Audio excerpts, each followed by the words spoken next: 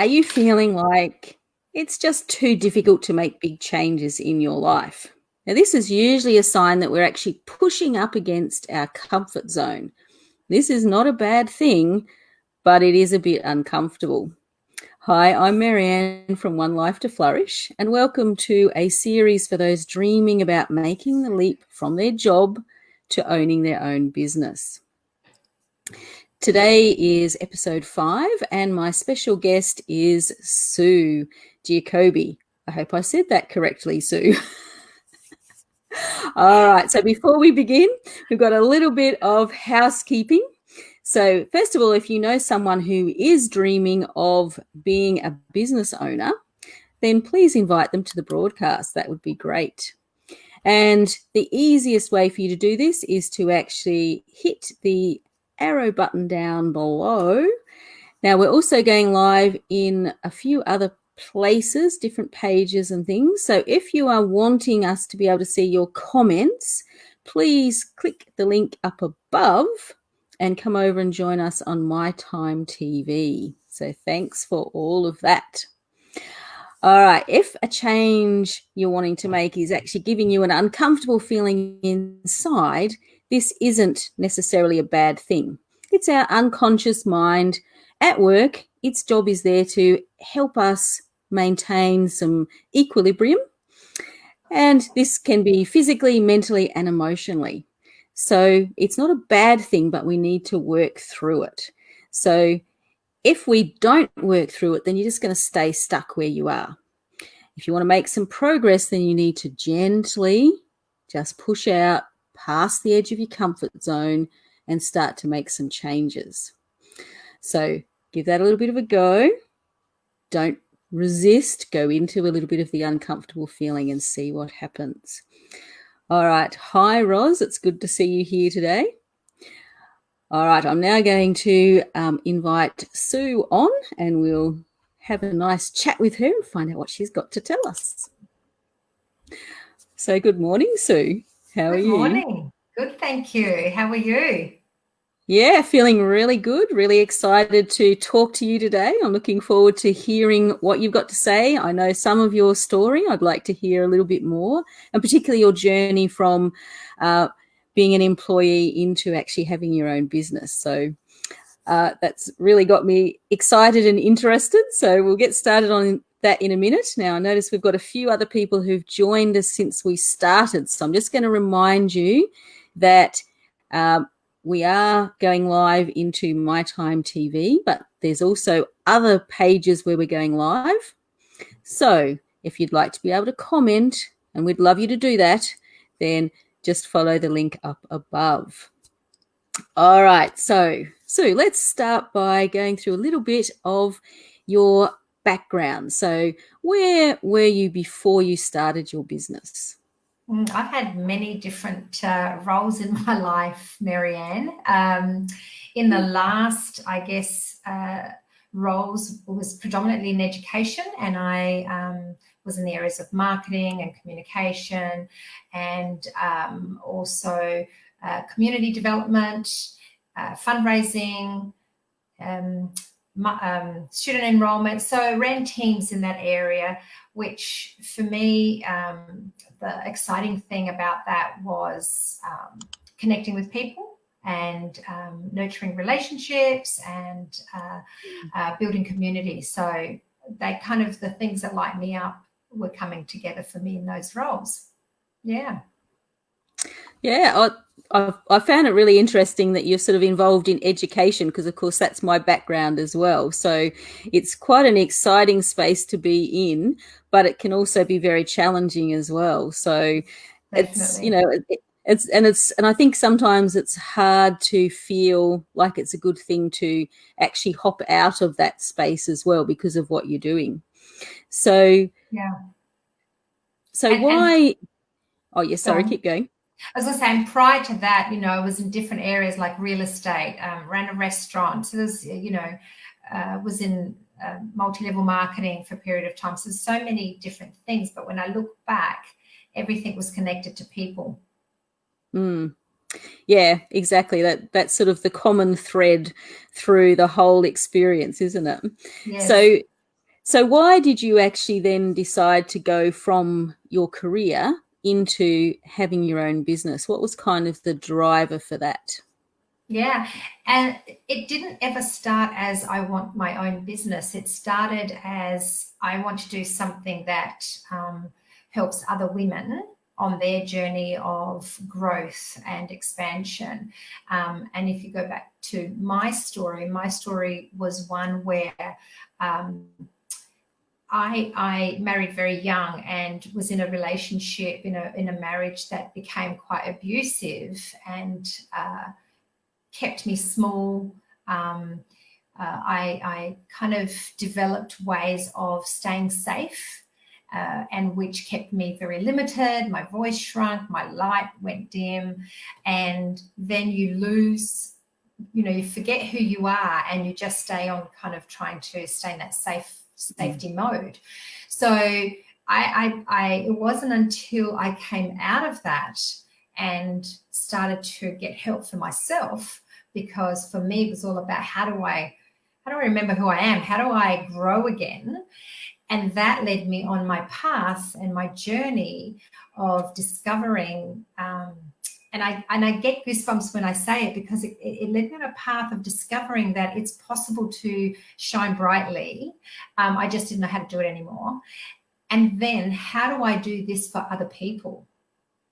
And so when that happened for me, when that transition started of how do I do it for other people, that was when I was my most ignited inside about my purpose and my passion. And so I was still working very, very full time. Like the hours that I was putting in was enormous in the education system, in the roles that I was running, because there was a lot of events and developing community. And so this was kind of playing in the background all the time until it got to the point where I just couldn't not do it anymore. So even though I kept pushing it aside because finances was important, paying the bills was important, and so staying in a job was really safe. And I've got to say the last school in particular that I was in was just such a fabulous school. And so it was easy to stay in my comfort zone. And I loved what you were talking about before, because it was easy to stay in my comfort zone, except now I was very, unsettled, because my purpose and my passion was like starting to really boil up. And I was trying to find this way of how do I do both, and I couldn't.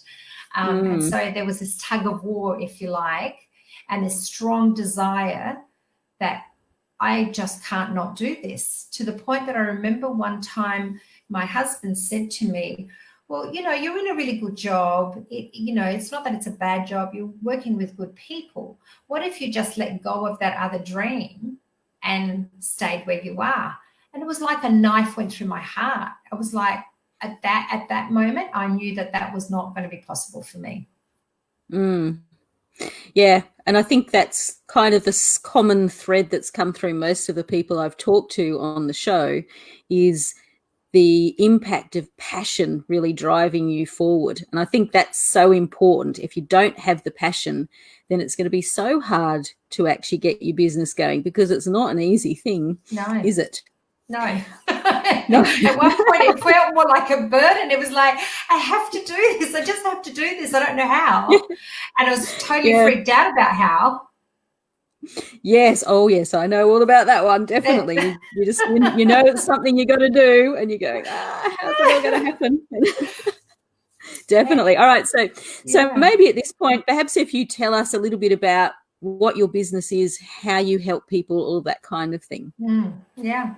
So I'm a life coach, I'm a facilitator of change, and I facilitate training and workshops. And my business is predominantly working with people, and it's mostly women that I'm working with. I do have some male clients, but it's mostly women. And I guess that is because of my own journey too, that my stories resonate with other women. But it's about how do they become unstuck. So it's how do they reconnect with that person that they've always been. We are born this amazing, unique creation, this light that shines brightly, and stuff happens in life and it just kind of covers up our light and quietens our voice, and we lose that way back. And so what I do is I assist women on their journey of connecting with themselves, becoming unstuck, and reigniting that passion for life, let alone then their own passion of what they want to do, whether it's personal or professional. Yeah.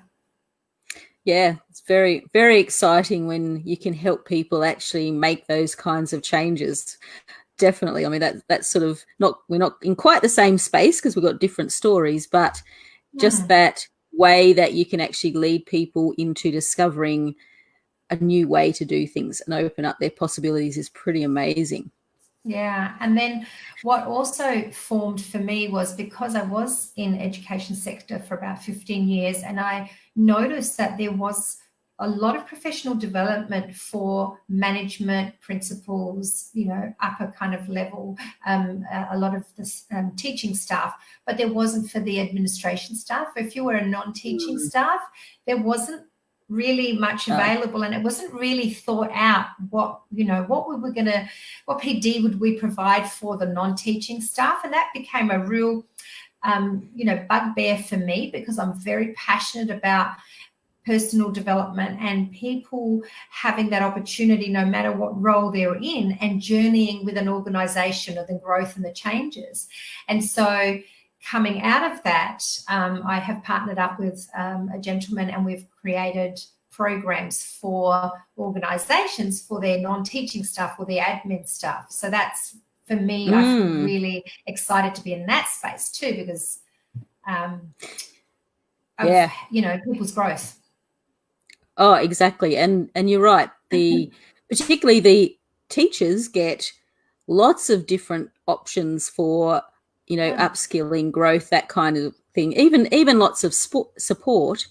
Yeah. The admin do as well. They're always in different groups and at different trainings and those sorts of things. But yeah, you're right. The admin staff are often just kind of left behind and neglected, and yet they're part of the story. They're there to support the whole school. So that sounds like an amazing thing. Like, from an educator's point of view, who spent many, many, many years in schools, it sounds like an amazing program. So I'll be interested to see how that develops, because that is really needed in schools, definitely. And particularly at the moment, I think with the impact of COVID-19 on schools as well, which has been quite stressful. And, for the admin staff or the non-teaching staff, it's been difficult to actually get the support that they need. So that sounds really amazing. Yeah. All right. So, seriously, I might talk to you privately about that a little bit more. All right. So, a big thing that I focus on is how people can change their beliefs and their emotions and things like that around change. So you've sort of touched on it a little bit, but what kinds of beliefs were a real struggle for you as you were transitioning to a business owner?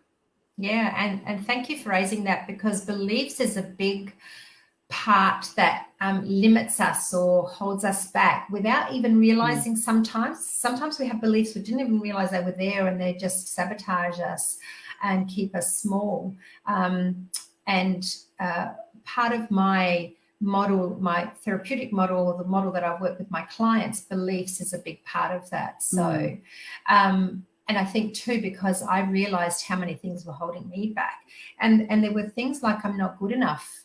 And there were things also that were told me in my marriage, or messages. I grew up in a very strong cultural environment. And so there were things about being a woman, being a girl, that were very strong. So, not good enough, I don't have real value to offer was one of the things.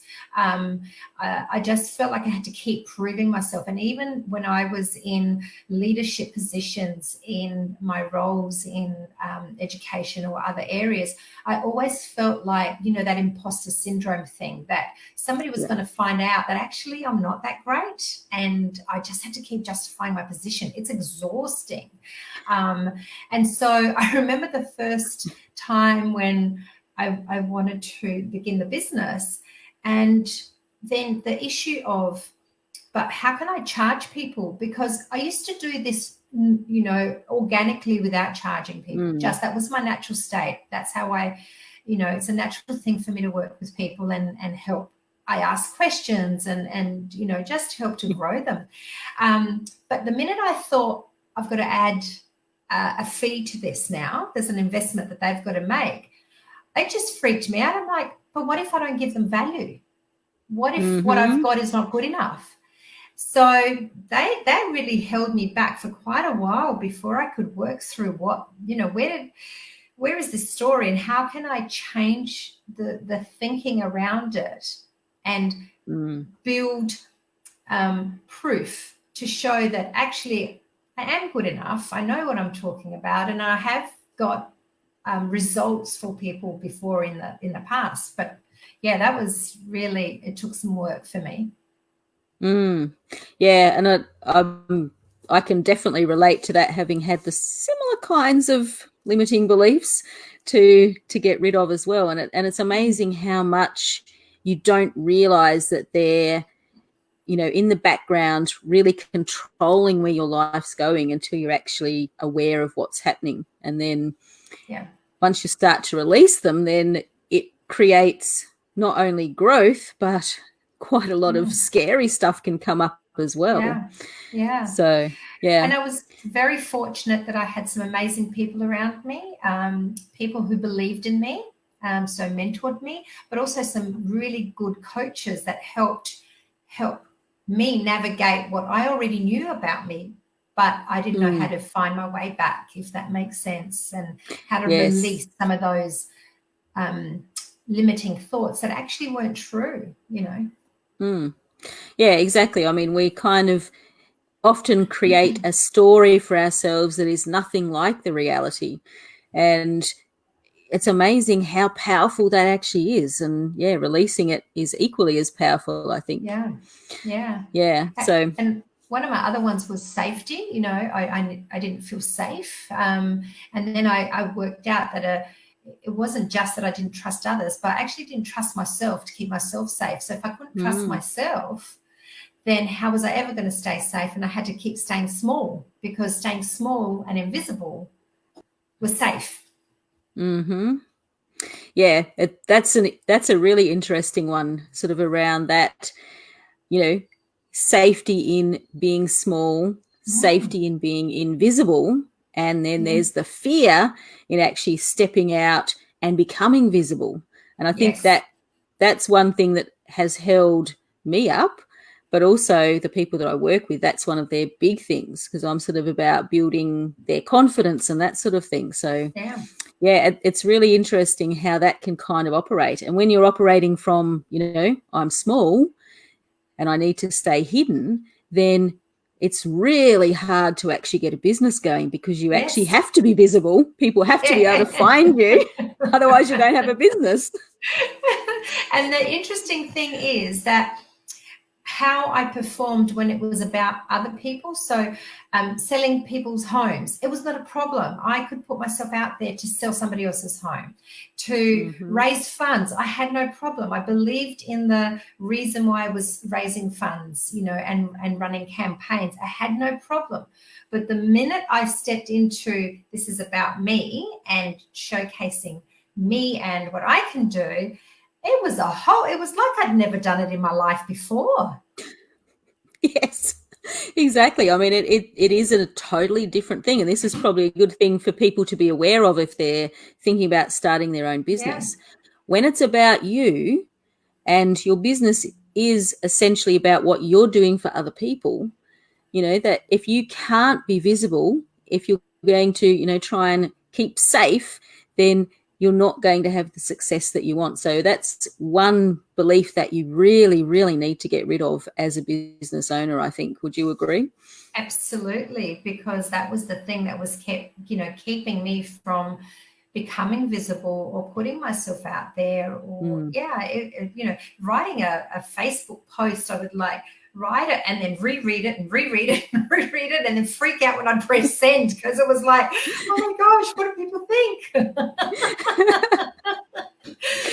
I'm like, Yes. this is not going to work. Yep. Oh, I know, that kind of overthinking it, and it's all kind of around staying hidden, isn't it? Like you overthink it to the extent that you just get into, a kind of paralysis for moving forward. Yeah, so, and then we don't shine our most authentic self. We then, because we learned, or for me, because I learned to adapt to stay safe, keeping my my most playful side or my fun side or my whatever was me, I felt like I had to keep hidden and shielded, because that hadn't been safe for me in the past. Yes, it looks like Roz has got an interesting comment there. Success is such a subjective word too. Yes, it's really around how you view success for yourself too. Yeah. So that's also something to, kind of think about and delve into, I think, as well. Because, unless you know what you're terming success, then how are you going to know how you're going with that? And, what do you need to do? How do you need to step up to get what you're perceiving as success? Because I suppose it is a subjective word, but it needs to be what's success to you. Yeah. And, I do work around that with my clients, and sometimes they will come with an idea of what they think will make them happy or be successful. And then when we peel back the layers and go back to that authentic self and remember who they really are and what they really want out of life, and that it's okay, giving themselves permission to say, well, actually, this is what I really want, not what somebody else thinks I should have. So sometimes our idea of success or happiness is also about what we think others think should be happiness or success, but because of stories or, values that have given to us as a child that are not our values. Yeah, exactly. And it's interesting how the ideas we have around success really are from stories, from family, from friends, just the people around us.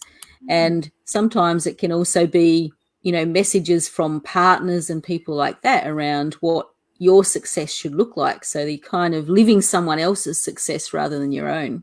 Yeah. So I had to look at what is success for me, for my business, what, and it's organic too.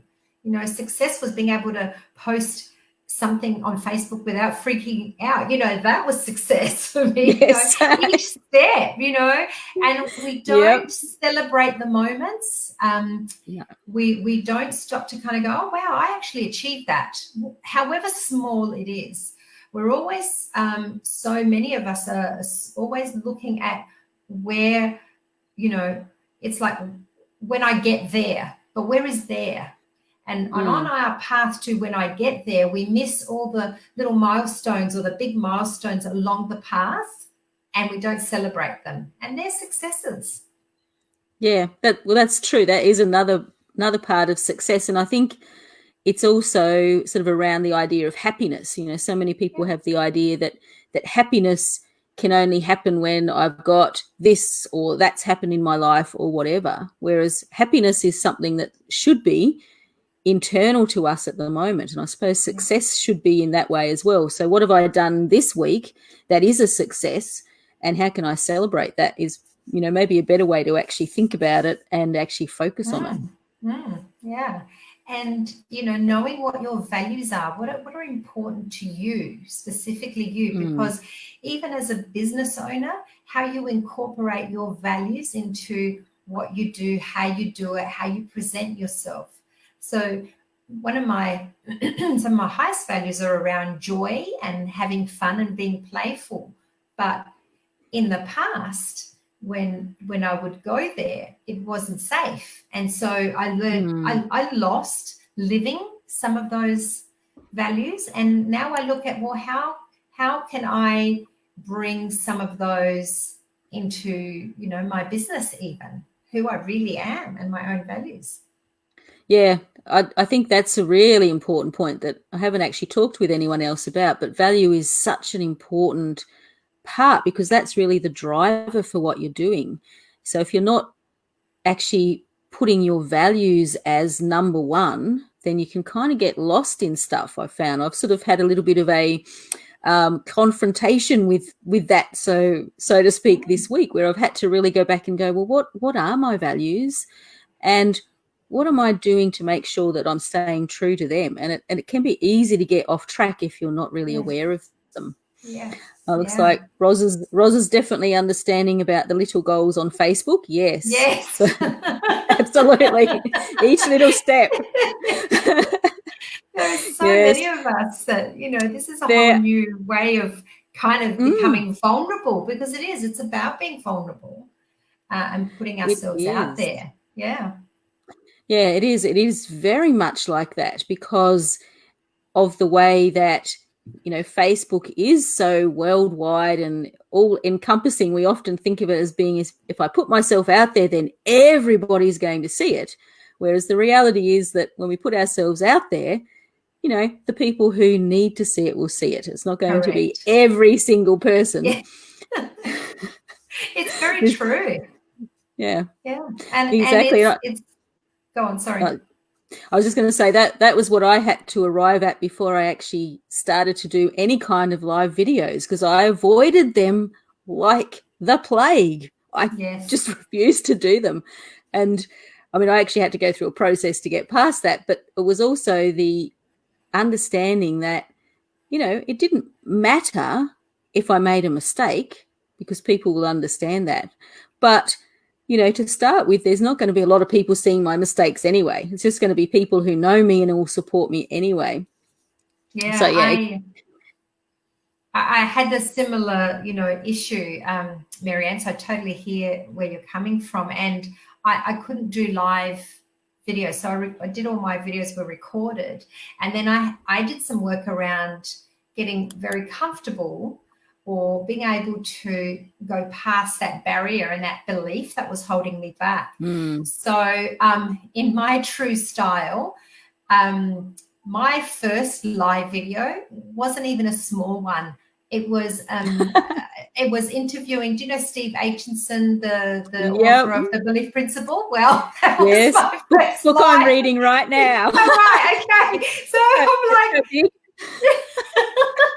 I'm like, okay, I'm going all in here. And it was like an hour long. It was live across a whole heap of different other programs. So it, like, if that wasn't going to cure me, nothing was. And it was interesting because it's interesting that I picked that around the beliefs and, really putting myself out there, vulnerability. But it was fabulous. I got off there and I felt so good once I had done it, because one, I'd actually done it, and two, I had a marvelous conversation with Stephen, and beliefs is a big area of what I do. So it was fabulous. Yeah, exactly. Well, that's the reason I'm reading his book at the moment, which is a fabulous book as well. If anyone's not actually tucked into it, it's so easy to read, but it's just so powerful as well. It's just amazing, particularly for anyone who really is looking at what's happening with their beliefs. Looks like Roz wants to have more people seeing. Yeah, so I think we're all at the point now where we're wanting to get more eyes on what we're doing. But to start with, I think the first step was to actually do something, wasn't it? Yes. So, yeah. I just had to jump in and swim. Yeah, exactly. I like this comment from Roz. So let me just bring it up. So her own process is to just have fun. Yeah. And I think that's the big thing. If we see it as being like this big burden, this thing that we have to do or we're going to fail, then that kind of comes through in what we're doing as well, doesn't it? That's when we kind of get a little bit playful with it and just enjoy it, that you start to have a change in what's happening with it. Yeah. So definitely a good point, Roz. Yes. Yeah. All right. Yeah, All definitely right. fun So, for me is important. And you know, bringing that into my own workspace was it was a challenge because of a belief that I had. And then once I was able to understand what was holding me back, then I could go on and have more fun, which was great. yeah, exactly. I mean, without fun, without happiness, then it kind of takes a lot Why? away from life, doesn't it? Absolutely. What's it all about with a bit of that? Oh dear. So it was like releasing the clown within me, you know, and the little child all at the same time. Yeah, so they do say that we need to return to, some of our childish ways to bring the joy back, don't they? That's right. Oh, All right. Okay, so we've got some wise words coming through from Roz today. So be real in yourself and it comes across in what you do. yeah, All things we do, not just what is public. Yeah, that's true. And I think absolutely. remaining true to yourself is absolutely part of it. Yeah. All right, I'm just check because we've kind of gone on a bit of a circular journey here. I'm just checking if there was anything else I was going to ask you because we're having a good chat. All right, I think we've kind of gone through. All right, so we're probably up to actually seeing now what advice you would be giving to someone who came up to you and said, I'm thinking about starting my own business. What's the best way to do it? So what would be some of your best advice on that? Yeah. The first thing that I'd say is preparedness. Like, get prepared on one, what is it that you want to do? Really get clear on your purpose and your why. And then, what is it that you want to achieve? What outcomes do you want for yourself when going into business and for other people? And creating time and space for developing your business, not just doing the work. Because when you step in and start the process, sometimes it can become very overwhelming because there's so many areas to consider. There is social media, there's, writing up your programs or what it is you're going to do. How am I going to market? How am I going to find clients? How do I get my message across? Doing the work. There's just so many facets to it that coming in prepared and being really, really clear about your message and what it is you want to offer, and how many hours do you want to put in that, how much income do you want to make. There are all those things, when you lay them out, assist in moving forward. I kind of jumped again, and I went from, I was working, my dad passed away, I was caring for both my mum and dad, and then I jumped completely out of my role because I knew I needed to care for mum. I actually think it was a kick from my dad saying, get out there and do it. Yeah. But I didn't get prepared enough, and I didn't bring in a business coach or somebody who could mentor me, straight from the onset. And so there was this path of, I got there in the end, but it was a lot harder work. So yeah, I would agree with the need for a coach straight off the bat, because for people who watch the broadcast, they'll know that my first business was a failure, primarily because I wasn't prepared, and I certainly didn't have anyone coaching me and helping me through it. So that's the one thing that I did totally differently this time in getting my business going, was actually making sure I had that support there. So it's such an important thing, because we don't know what we don't know, do we? No, exactly. And there, between the failed business and now has been like 20 years, so that's been a lot to learn. A lot. You're a guru now, Marianne. Oh, yes. It's like, how many degrees does that equal to? Oh dear, I don't know, but a lot, the degree of life definitely can help, but so I think your failures can kind of help you as well, can't they? So doing something the wrong way can then help you to make a better choice the next time that same situation comes up as well. So failure shouldn't be a dirty word. It should be something that you stop and go, well, what can I learn from this, and how can I change it for next time? Yeah, and I call them the learning steps, because you know, the minute we think we failed, we want to retract. But when we look at it as this is a learning, then it's like, okay, how can I build on this? Yes, exactly. And I think sometimes, well, definitely the language we use around situations can determine how we act and react to them as well. So I really like that, as, you know, saying it's, you know, your learning lesson, which is true. I mean, you are learning from it. You're not actually failing. And there's some more wise words from Roz, but we'll put this one up. So nothing is a failure, as it's a lesson. Yes, very, very true. Yeah. All and right. That helped me overcome some of my hesitancy in moving forward too, because once I changed that thinking around, then I saw it as a different opportunity. So when we see things as an opportunity rather than, you know, something that's holding us, you know, going to stop us, rather than failure or doom and gloom it, when we see it as an opportunity to grow, we embrace it differently. We definitely do. And it sort of comes back to the messages that we're giving to our unconscious mind. You know, can either open us up or close it down. And looking at things in that more positive way definitely helps with that. All right, let's get into our final little bit. So we've talked about beliefs and values and all of those kinds of things. What do you think would be the top 3 beliefs that would be most important to actually work on and develop as you move into being a business owner? I think the I'm not good enough is a big one for a lot of people. And I think that is, if we can look at that as a belief and work through it, because we are, you know, what is good enough for starters, you know, and we have this thing of this unreachable goal of good enough, you know, so I'm not good enough.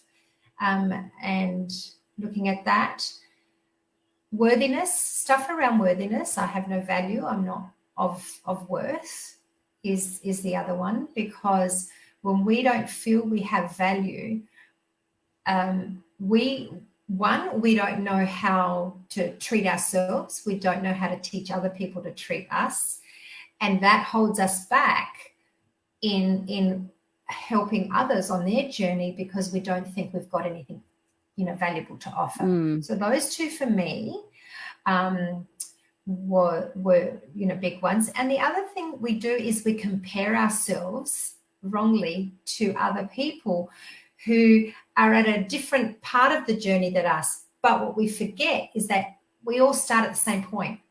We all have doubts and fears when we first start.